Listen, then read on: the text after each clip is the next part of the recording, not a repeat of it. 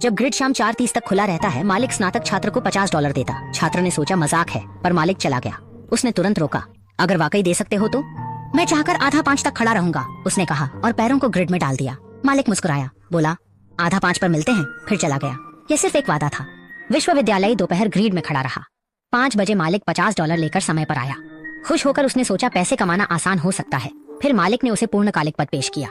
वेतन $200, फिर भी ग्रिड पर रहना काफी था। विश्वविद्यालय खुश होकर अगले दिन काम स्वीकार किया। भाई ने स्केटबोर्ड लेकर पार्टी में बुलाया, पर काम से नहीं जा सका।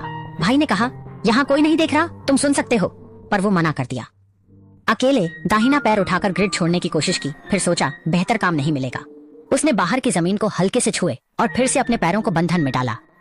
बाद के दिनों में विश्वविद्यालय दिन भर खड़ा रहता और उबकाई से केवल घड़ी ताकता रहता।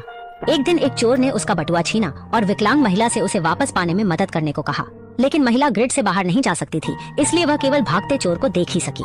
वेतन मिलने पर विश्वविद्यालय ने हिचकिचाकर नौकरी छोड़ने का विचार बताया। मालिक ने उसे दोबारा कहने को कहा। बाद में उसकी जिज्ञासा ने पीछा किया। सच्चाई जानने के लिए उसने मालिक का पीछा कर नीचे आया और खिड़की से देखा कि मालिक दर्पण के सामने मेकअप कर रहा था। फिर जोकर की टोपी पहन ली।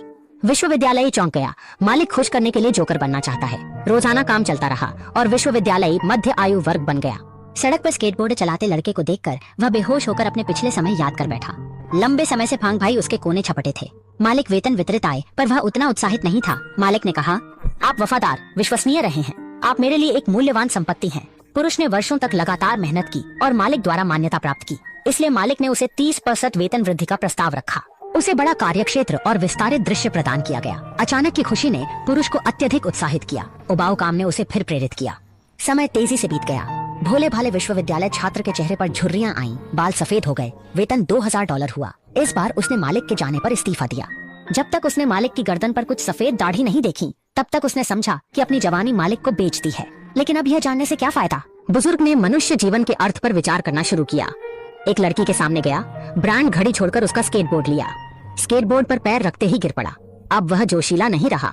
बुजुर्ग अब केवल बार सहारा लेकर धीरे स्केट करते हैं। सभी को इच्छा अनुसार कार्य और सपने जीने की कामना है।